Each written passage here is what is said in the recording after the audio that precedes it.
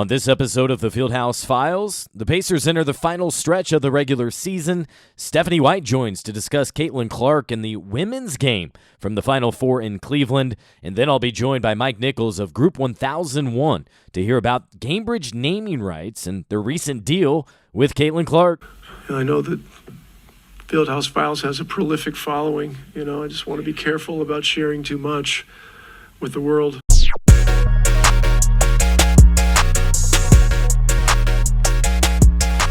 And welcome into the Fieldhouse Files, the podcast where I take you behind the scenes with the Pacers, talk to individuals on and around the team, and tell you what you need to know. Hi again, everybody. Hope you are doing well here already into April.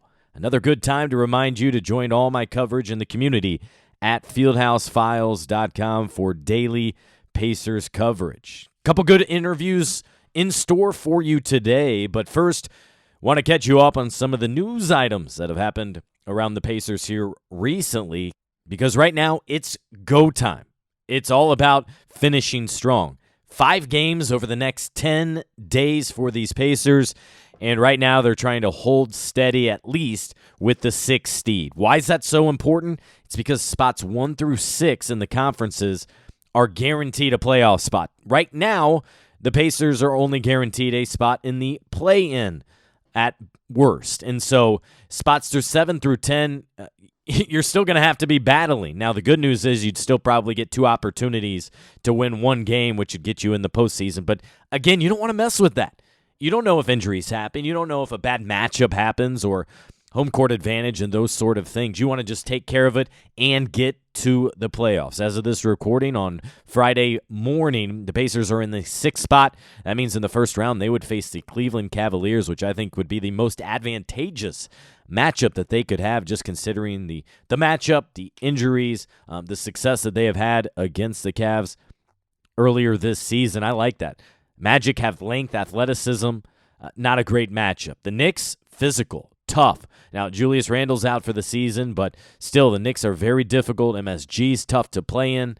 You don't want that. And then if you would fall back to a 7 or 8 seed and get in the playoffs, then it's really tough with Boston or Milwaukee. But Pacers with 5 games, 10 days here, and then it's playoff time, should be at least, for the first time since 2020. Now, the team is coming off a very poor game up in Brooklyn. That was a bad one. That's a clinker. That's one that you're going to regret, both right now and later in the season, I think. It's one of at least 8 games that they should have taken care of their business. I go back to earlier in the season. I've talked about it on this podcast, right?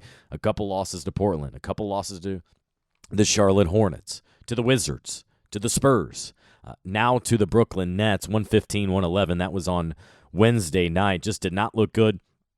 Playing from behind almost the entire time, so it was an uphill battle, and then once they got back, I'm not sure what that was the last 90 seconds and really the last 7 or 8 minutes or so, but especially the final 90 seconds. A couple turnovers, poor mistakes, you're not moving the ball. Now, it was right after Siakam went off for 13 points in a row. Then you're launching shots, and the team didn't shoot well. I think 2 for 14 from distance in that final quarter. Too many times it's been left up to a loss because of poor shooting. You take things in under your control and try to eliminate that. Another game where the opponent had a lot of free throws, plus 10 at the line. They attempted 27, did the Nets. You can't allow that. Pacers have to do a better job of defending without fouling. They've done a great job keeping opponents off the arc. They're number 1 in the league in doing so in terms of three-pointers attempted from the line, but at the same point, they're top 2 in points in the paint allowed. Number 1, I think, in free throw attempts given up per game. So you can see it's coming inside the arc. Pacers defending the three-point arc, and opposing teams are either getting to the paint or are getting fouled. And I think what we saw with the Nets or the loss to the Bulls or the previous loss to the Bulls where it was in overtime and shouldn't even gotten to that point, it's inexperience. It's guys that haven't been there. What I will say is it feels like we keep repeating how, hey, that's a good lesson learned. Hey, this is what an inexperienced team does. They go through their trials and tribulations, and they figure it out, and this is why you need this experience. Yeah, that's great and dandy, but also you're pushing game 80 right now almost. The lesson should have, for the most part, already happened. You're still learning some, but the poor starts, poor finishes to quarters. Rick Carlisle, as I wrote in my story on fieldhousefiles.com, not only used a timeout 25 seconds into the second quarter because he felt like he needed it, he called the first timeout in each of the 4 quarters. That's inconsistency, and that's been the story, I think, of this Pacers season. I'm tired of the lessons, but that inexperience is something that it is absolutely true, and it was even more true after you trade Bruce Brown, you move on from Buddy Hield, and then Myles Turner's recent injury, which brings me to this next point. Myles, earlier in the week against the Brooklyn Nets, went up, had his dunk contested, and his right index finger, that had to hurt, and I know it did. He immediately went to the sideline and to head associate athletic trainer in Carl Eaton and had him kind of pull it, replace it, I guess. I don't know what the right terminology is. Didn't do it immediately. Went back to the at least tunnel, maybe the locker room, but certainly the tunnel there while Carlisle used a timeout so that he could keep Myles in the game, because if he exits with the injury, he cannot return to the game. Now, it was a blowout. Pacers won that game by 22 points. We're up the majority, and that's talk about the inconsistency. Dominate, win big at home, lose, play poorly there on the road. But Myles, the x-rays were negative, which is a very good sign. That doesn't mean there's nothing there, though. I'm sure there was soreness, absolutely some swelling you would expect right there. And he was scheduled to see a specialist before the team left for Brooklyn on Tuesday early afternoon. And we don't know the results of that. He was with the team on the trip. He did not play, was not in uniform for the loss on Wednesday against Brooklyn. But you did see tape on his fingers, on his right index and middle fingers to kind of keep them together. Kind of reminded me of Reggie Miller taping his fingers back in the day. But Myles has had a really good season, an underrated season, just the level in which he's impacted things. Team is 2-3 this season without him. He's a veteran. I talk about them trading a couple of their vets. Well, Myles is one of them. He didn't get traded, but he was unavailable. So that's another reason, a negative to what they were dealing with. But you got to overcome those circumstances, especially here late in the season. Now, last week, speaking of Myles, he did something special out in the community. The team had a rare 2 days off, so on one of the days, Saturday afternoon, he spent more than an hour up in Fishers at Ascension St. Vincent's in Fishers, one of the primary team sponsors and partners. I was up there. It was a fabulous afternoon. I was the one writer up there, and among the things that you saw was so many diehard fans, especially kids, impacting kids, and that's what I touched on my Sunday feature story, is just how many smiles he brought to faces of kids, which was a lot of fun to see. Number of them in jerseys, and he was signing autographs, and a huge credit to whomever it was in marketing that already had a poster made of him setting the franchise blocks record, because that was one of the primary things that he was signing for fans there, in addition to maybe whatever else they had. Each fan was limited to one item, but, there was a mom and a dad and 2 kids, and by that point you could get several things signed. But that was a cool thing, and I give Myles credit as well. He was smiling through all of that, clearly had a good time interacting with kids and adults and just a lot of fans up there in Fishers. And the notable thing, too, by the way, for the franchise, where it was located. You might think of it fairly close to Ruoff Home Mortgage Center, where myself and probably many of you go, at least here in central Indiana, for your summer concerts. Well, this location of the hospital right across the highway, what is that, I-65, is where the new venue for the Mad Ants was being built. And so that's a key area for the Pacers and their sponsors for what they were getting accomplished up there. And that's still a year away, so the Mad Ants plan to play another season at Gainbridge Fieldhouse. But that said, that is going up and something to keep an eye on, and it brings me to my next point. Oscar Tshiebwe, undrafted rookie from Kentucky. He led the NCAA men's college basketball in rebounding each of the last 2 years. Comes to the G League on a 2-way contract, one of 3 2-way players, and goes ahead and in his rookie year leads the entire G League in rebounds. 16.6 rebounds per game, which is incredible. Spent most of his time this season with the Mad Ants on this 2-way contract. As that's as easily his best skill. It's something that does translate. You're just trying to hope he has more of a more well-rounded game for consideration to move him up and get more time with the Pacers. So congrats to Oscar, who's had a memorable season. Remember, he was involved in All-Star Weekend in a number of ways with the G League Up Next game, which he won. He hit the game-winning free throw, in fact, that put them over the top. His team went 2-0. A couple days before that, he was involved in Rising Stars, just like Benedict Mathurin was, and Mathurin won that one with his team. But the bad sign for the Pacers, really the Mad Ants this week, was they lost their opening round game of the playoffs to Delaware. It was a home game, too. But just a different lineup, different rotation. Guys gone. Reed Travis left the team to play in Japan. Jordan Bell left to play overseas. Darius McGee was injured, did not play. Mojave King did not play. Different lineups, and the guys just did not have it. I think Delaware started, I want to say, like 11 of 14 from the field. I think it was even more ridiculous than that. Maybe it was 17 of 20. Either way, it was remarkable shooting, and then much like the Pacers the other night, the Mad Ants just could not fight back and struggled. I think they got it to within like 8 or 12 just before the half. But then right before the half, Delaware went on a short run, and so that was unreal. They pushed their lead back up to like 17, and Mad Ants didn't get much closer after that. Now, Mad Ants season's over. Tom Hankins, team's head coach, was finished runner-up for Coach of the Year in the G League, so props to him. One other note here before my interviews and conversations. Shout out to TJ McConnell. Well-deserved honor. Named one of 12 finalists in the NBA for the Twyman Stokes Teammate of the Year award. And I'm not sure I need to explain what that is, what that means, or what it takes to qualify. But Teammate of the Year, you think TJ McConnell, it's a no-brainer. Challenge is you're battling up against 11 other players. There were 6 representatives named from each conference, but TJ McConnell should be one of the top finishers, I believe, if he does not win it, because he's the epitome of what you want in a teammate and a friend and all those sorts of things, those descriptions. And there's a big reason why the Pacers have kept him around as long as they had, in addition to his contributions on the court. He started his career undrafted in Philadelphia.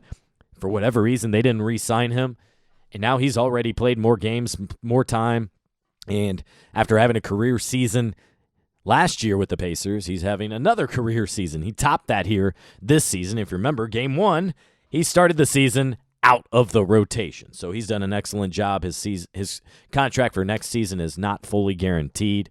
That's something we can get into at the end of this regular season. But the Pacers, as of this recording, 5 games left versus OKC, versus Miami. 2 key games, Friday, then Sunday. Then at Toronto, at Cleveland, followed by next Sunday. Regular season's over in a week, basically. A home game against Atlanta as assistant coach Ronald Nord returns here to Indianapolis to wrap up the regular season. Again, on this podcast, you'll hear from Stephanie White and Mike Nichols of Group 1001.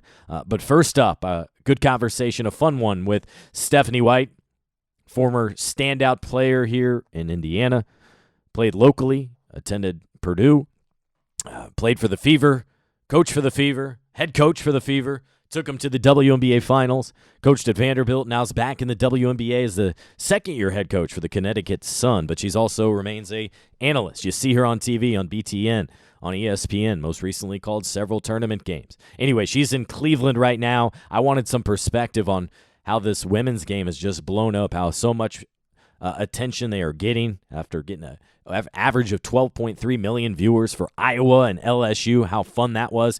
And then the local angle, of course, is coming up in 10 days exactly. The Fever have the number 1 overall pick, and yeah, it's of course going to be Caitlin Clark. Like, there's zero doubt about that. So Stephanie White comes on. Good to catch up with her and have her enlighten us on the Caitlin Clark effect and all that she's seen, and maybe how her game will translate and how soon it will translate to the WNBA. All right, as promised, now joined by Stephanie White, the WNBA Coach of the Year last year with the Connecticut Sun, a game analyst on ESPN, both the NBA and the women's game as well. She's joining me now from Cleveland, where it's the place to be this weekend. Steph, what are you looking forward to most this weekend, and seeing what this does in the big picture as well for the women's game? I'm just excited about the matchups. You know, we've got star power. We've got great teams. It's the excitement that started the season and has carried through to the Final Four has just been outstanding. And I'm going to tell you, Scott, it's like there are so many people out here in Cleveland already that are just excited about the opportunity to witness this Final Four and, you know, potentially witness history in the making for Caitlin Clark and for the Iowa Hawkeyes. One of the big things about it right now obviously is the everybody talking about the TV number, and us in the business understand too, like that's an inexact science to an extent, but at the same time it does tell a big picture, and the picture is there hadn't been any interest like there is right now in the women's game. It's just massive, and you mentioned the star appeal, and I think that goes for both the teams and for the players, but obviously stars sell. And I mean, you got UConn, who's fantastic historically. Then, of course, you have Caitlin Clark in Iowa and what they've been able to accomplish. South Carolina, Don Staley, the polarizing coach and fantastic coach and an undefeated season. I think NC State, to me, is probably the wild card of all that bunch, but so much of the star power has really brought attention, I think, right now to what's going on in Cleveland. Yeah, it absolutely has. And, NC State was the surprise of the country in the fall when they went from being unranked to then being in the top 10. They faltered a little bit, but found their way in here. It's just, there's just been so much excitement and so much buzz. And you talked about the TV number, and look, this is the perfect storm, so to speak. Yeah. The needle has been shifting, but it's happening rapidly now. And you've got star appeal, number one. You've got social media engagement, number two.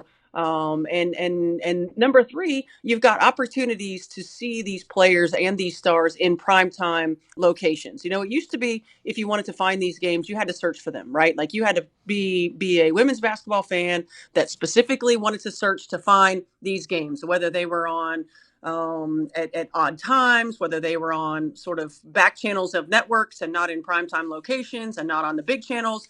You had to search for them. Now you're seeing that when you put them in primetime, when you put them front and center, that everyone watches. And this is something that we in the business have been battling for a long time.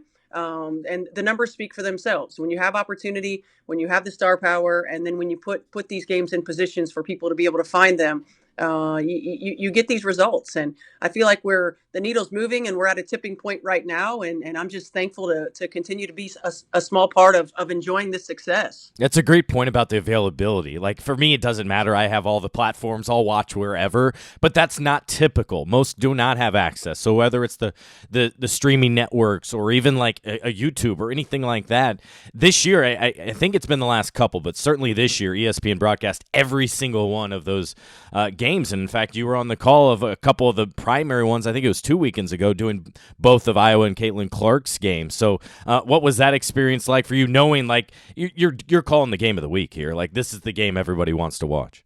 Oh, it's awesome. I mean, I've been fortunate to be able to call a number of her games throughout the course of the career, but there's been nothing like this season. In fact, I called their game at Maryland, and I'll never forget it because I was in the same hotel as they were, and I'm coming down the escalator 3 hours before the game, and Scott, the hotel is just packed, hundreds Wow. of people. It's roped off like it would be for an NBA team or an NFL team. There's security guards everywhere. These people in the lobby of the hotel just to get a glimpse of Caitlin Clark and this Iowa Hawkeye team. She's, in fact, yesterday I was talking to somebody who said that she's the Taylor Swift of women's basketball. Like that's how she's being referred to, and from a non-basketball person, right? So it's the craziness of this team and Caitlin Clark's ability right now to captivate a national audience. But you're right. It's also a commitment to putting these games in positions where people can see them. 2 years ago, Lisa Byington and I called the first women's basketball game that was ever broadcast on Big Fox, Iowa at Michigan. The first one. And think of how many Big Fox had in prime time this year. So making a commitment to putting these games in prime time, and obviously Iowa's selling right now. They're selling out every arena. The environment's been awesome. So being out there in the first round of the tournament was so much fun.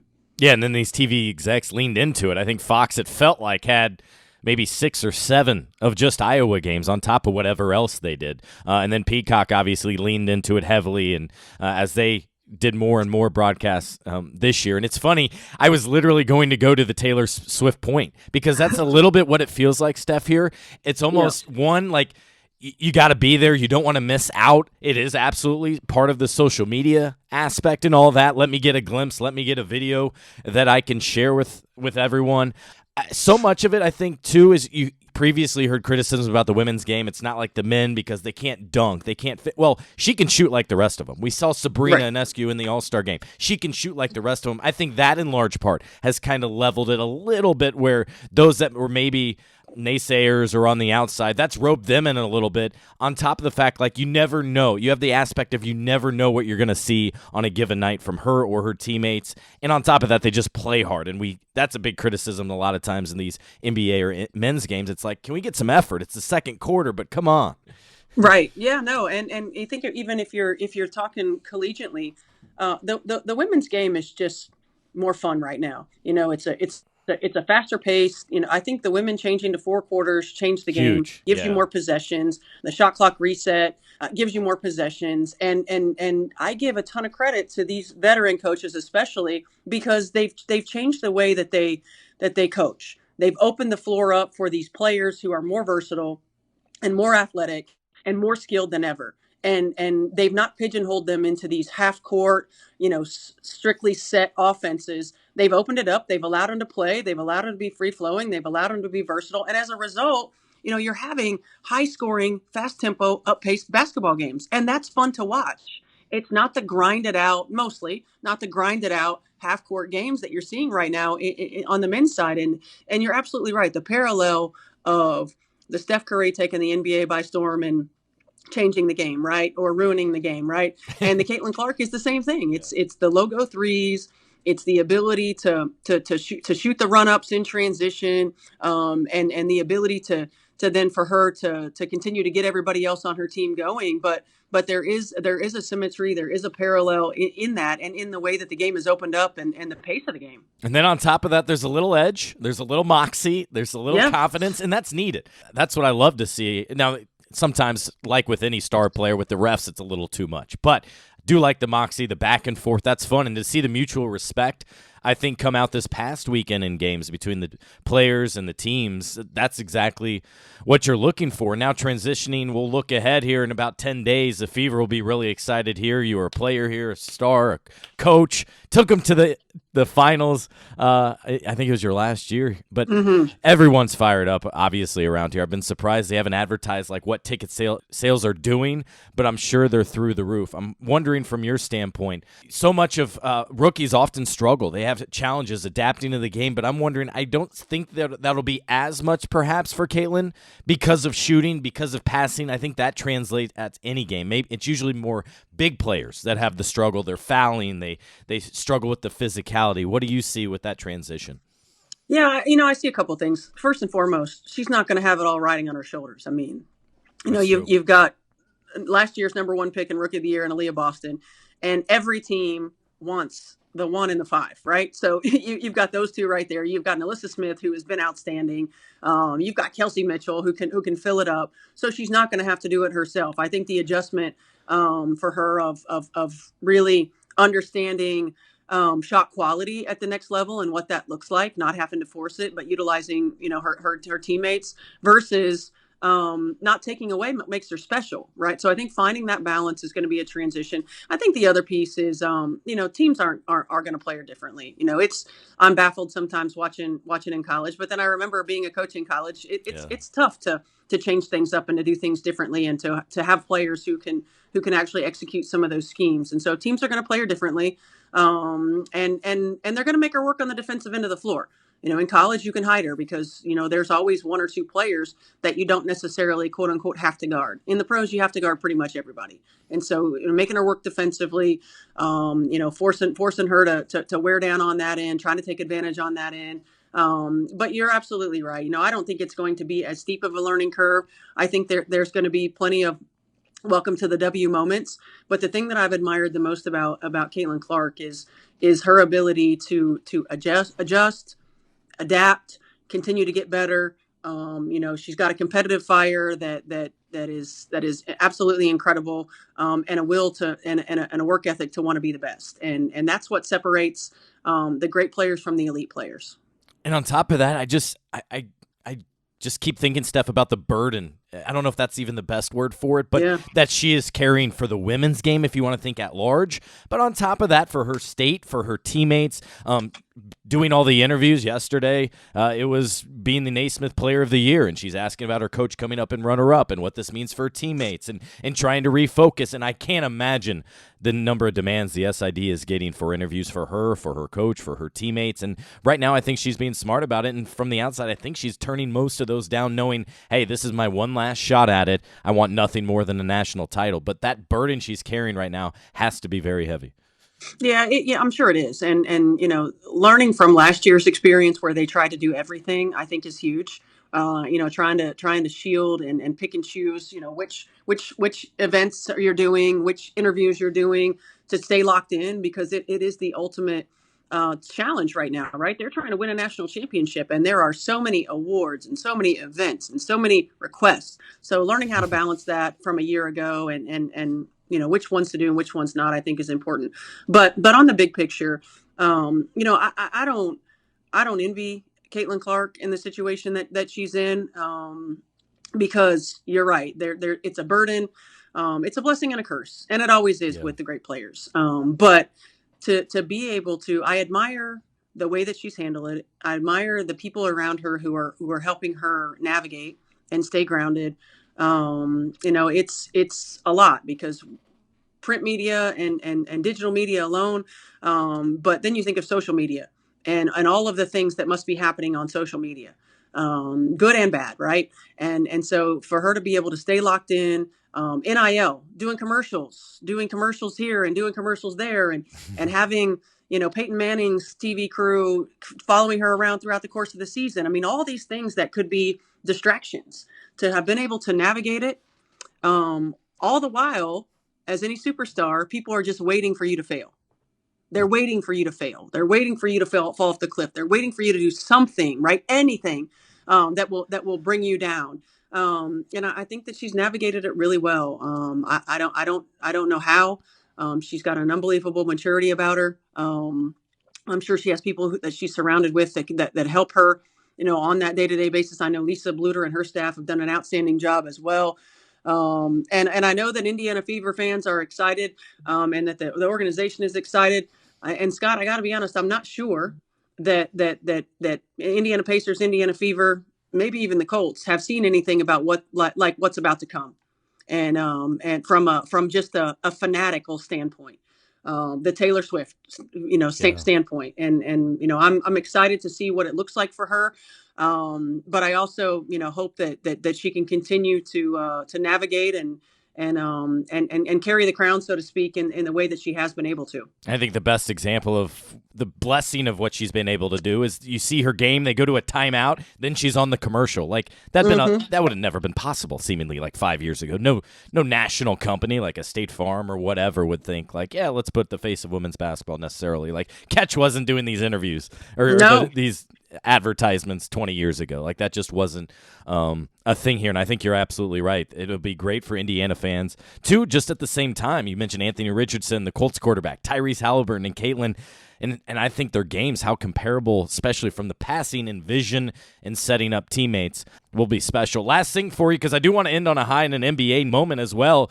We've seen you back in the NBA this year. Unfortunately, it's been like West Coast, the last game of the day. But how special and meaningful has it been for you to get a taste again of the NBA action and be involved in those, including on Christmas Day, for example? It's been awesome. It's been so much fun. And, I'm a junkie. I'm a basketball junkie. I love seeing the game at the highest level and players and strategy and all of those things. And, I've been really blessed. And I think back to the days when I was doing the Pacers games and all the while I was doing some of the college stuff as well. And to be able to have the opportunity again is incredible. I hope that opportunity continues to grow and exist, but it's been awesome. I've enjoyed every single bit of it. I am soaking it all up. I'm continuing to learn and grow from a coaching standpoint by watching this, but also learn and grow from a broadcasting standpoint. And, there's going to be a day where I hang up the coaching whistle and fully commit to the broadcasting. And I hope when that happens, that I'm still able to be able to call games with the best players in the world and enjoy this crazy life that I get to lead. Yeah, we love it. Good to catch up with you, and enjoy the rest of your time there in Cleveland. We'll be following along, I think, BTN this weekend for you, right? That's right. Yep. Thanks, Scott. I appreciate it. My thanks again to Stephanie White for joining me. She had a jam-packed schedule, but fit me in after having a speaking engagement and before doing another live hit on the Big Ten Network.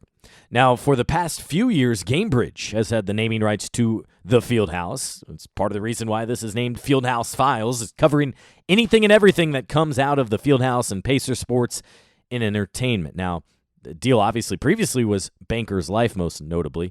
And the deal with Gainbridge, it was announced on a media day a couple of years ago, which already had jam-packed with other news items. I remember TJ Warren and In a Boot and so many other things going on. So I feel like those naming rights really never got the attention that it warranted and deserved. And on top of that, speaking to Caitlin Clark, how about more about her? She recently signed a deal with the company, Group 1001, and it was even in the works, as Mike Nichols explains, before she declared for the WNBA draft, where the Fever have the top overall pick. So to learn more about that, here's my conversation with Mike Nichols. He's the Chief of Sponsorship Strategy and Activation at Group 1001. That's the parent company to Gainbridge, to discuss that deal and to try to simply understand, too, what Gainbridge is all about. I'm asked a lot about it. I couldn't simplify it, so Mike Nichols comes on the show to help do so. But I bring him in to discuss kind of all the different things that have gone on, I think, for your company and have been going on here. It seems like in recent years, maybe about 5 years, at least on my radar, and most recently about 3 years ago with the brand new naming rights taking over the Fieldhouse. And, of course, my site, this podcast, the Fieldhouse Files. So I very much play into the Fieldhouse. I just don't have the Gainbridge, of course, within there. Let's start with that. Why was Gainbridge and beyond that, Group 1001, why was this activation and becoming the naming rights for one of the most dominant buildings in the downtown landscape something of interest, and where have you seen that benefit your company? Sure. So first of all, for those people who don't know, as you sort of alluded to, our parent company, Group 1001, is based just north of town in Zionsville. So that's where our corporate headquarters is. We have about 1,300 employees. About half of them reside out of that office or work out of that office. So first and foremost, I'd say, sort of a hometown community pride play, right? Like that's what you see with a lot of the naming rights deals. It's a company who wants to sort of show their civic pride and, show that, hey, we're a part of this community. So I'd say, that's certainly part of it first and foremost. But I would say secondarily for the brand Gainbridge, and we can talk about this a little bit later, kind of how it works for our business. But for us, even though we're based in Indianapolis, we sell products in 49 states across the country. So we've got a wide footprint of where we're actually trying to market to. So while for the people who are in Indianapolis look at us as an Indianapolis-based venue, we've got all of the different events that come through the arena that's now taking the Gainbridge name out in. So when the Celtics are visiting or the Lakers are visiting, or obviously the All-Star game was just there. Now it's giving us sort of a nationwide footprint for something that it's a local entity there. So I think it kind of serves both of those purposes. Obviously for the employees who live there in Indianapolis, it's a nice thing to be able to attend games, watch the Pacers, Fever concerts, etc. But more than anything, it's a valuable marketing vehicle that really puts our company, because there's only so many arenas and venues that you can put your names on. So it definitely puts you in an elite company for sure to have your name on a venue that's first class. I should mention the Fieldhouse just won an award, a Sports Business Journal award for one of the top venues in the United States. So obviously the renovation was spectacular. What they've done outside there with the venue is fantastic. So we're just certainly proud to be a part of a venue that's, first class, and we hope sort of reflects the standards of Gainbridge.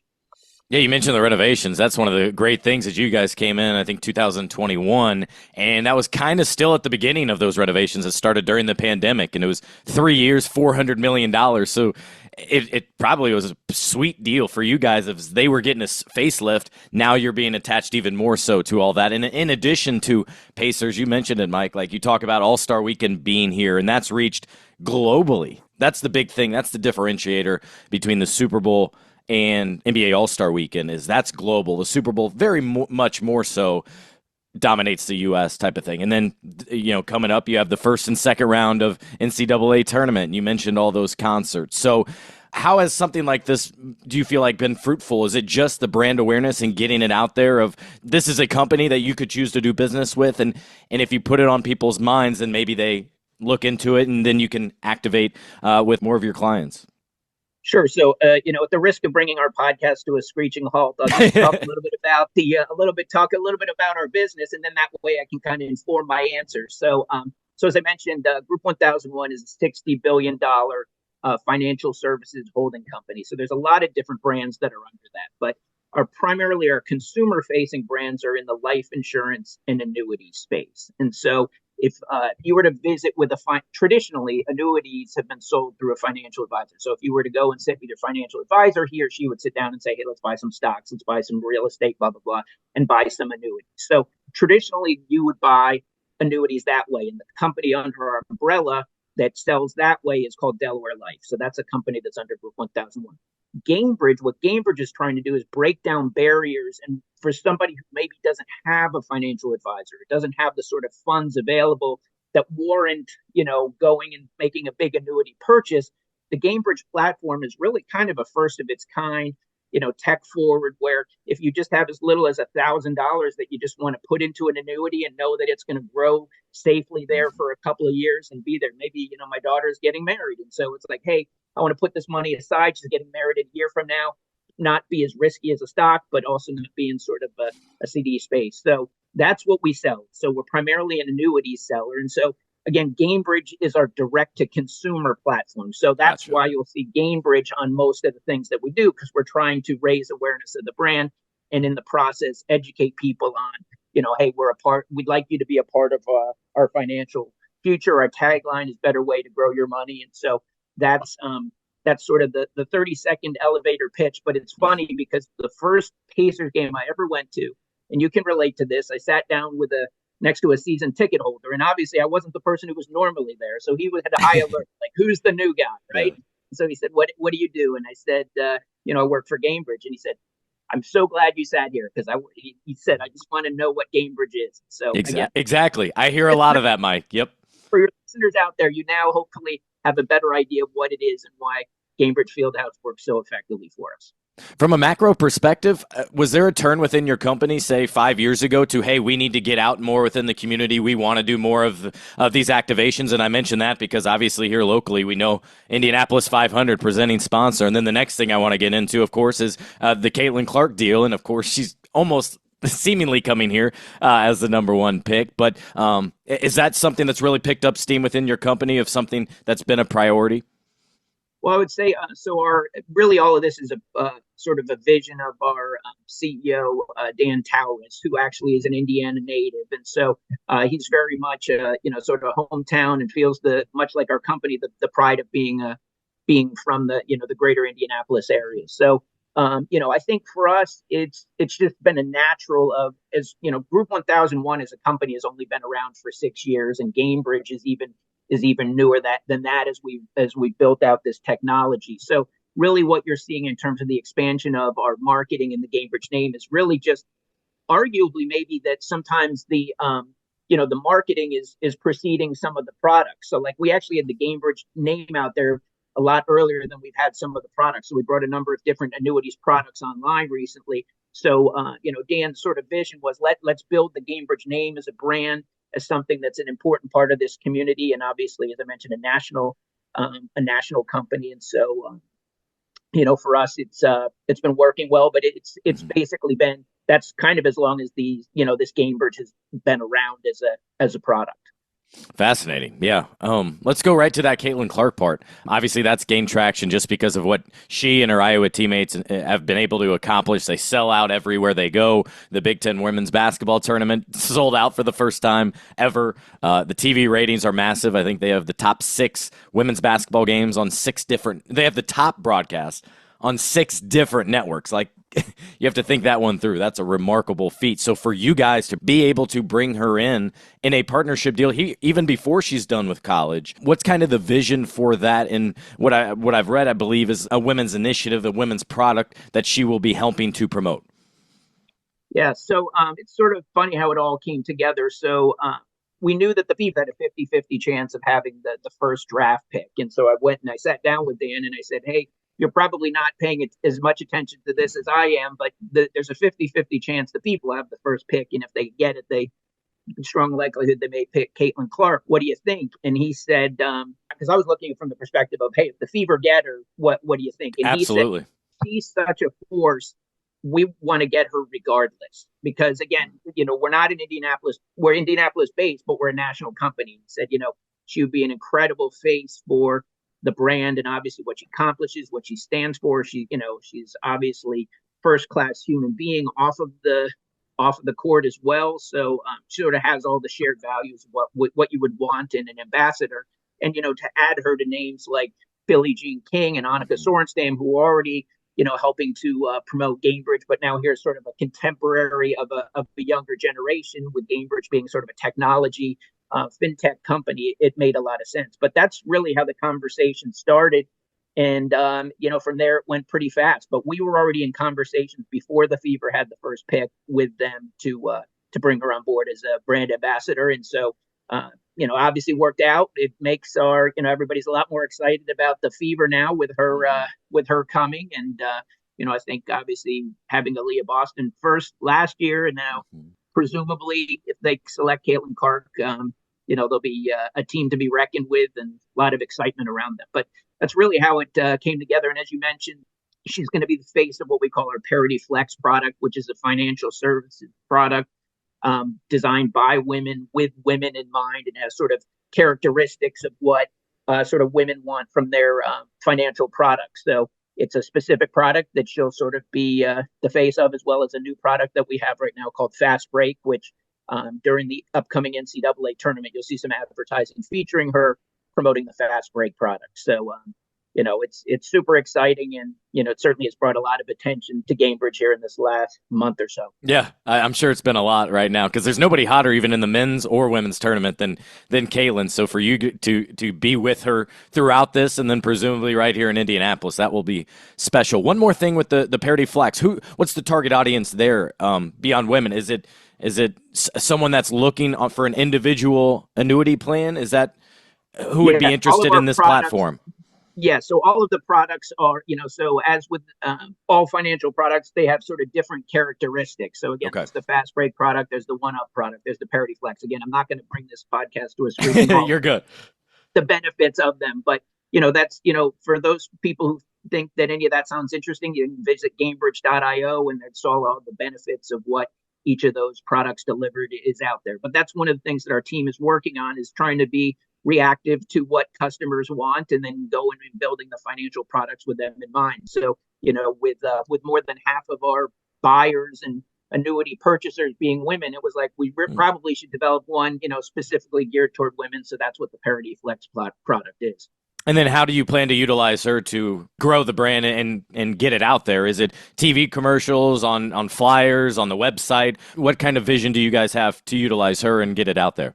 Yeah, I would say probably a little bit of all of the above, but we will have some advertising. I've seen an ad that will be running during March Madness around the women's tournament, so we'll have some stuff there. A lot of digital, as you can imagine, a lot of, the sale of annuities, people just going online and saying, buy an annuity. So making sure that you're there in the digital space and are sort of forward facing in the places where people are looking to purchase annuities. So, and then obviously social media, right? So much of social media drives marketing nowadays. So she has such a rabid following, and every time she does something, she grows more followers. So that's kind of what makes her so exciting as an ambassador. Is she's so versatile in terms of all the different ways that you can utilize her within your marketing mix. And so we're grateful to have her aboard, and excited to start working with her really once the NCAA tournament is over, really start to explore what those opportunities look like.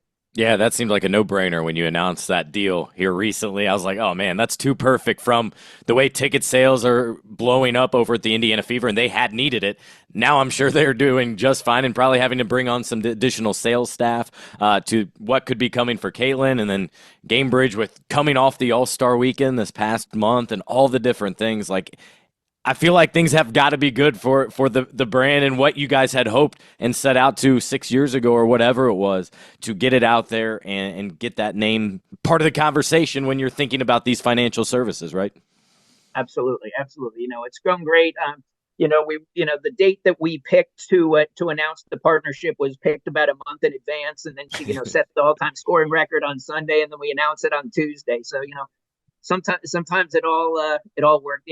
First we had the Fever win the lottery, Right. and then we announced it 2 days after. I mean, we couldn't have, as said to some folks, if we'd picked any day in the last 2 or 3 years to announce the partnership, we somehow landed on probably the perfect day. But certainly has brought a lot of attention to Gainbridge, not only like from a marketing standpoint, but just for people who, when I joined Gainbridge about Group 1001 about a year and a half ago, and was, doing my research, like, what is this company? It's, privately held. It's sort of hard to sort of dig in. And so I think for a lot of people, when we signed Caitlin Clark, that was like kind of an aha moment of like, wow, this Gainbridge and Group 1001, we're sort of like the $60 billion company that's, Indianapolis's best kept secret. So it's fun to sort of bring notoriety to what all of our 1,300 employees are trying to do to create these financial products for people.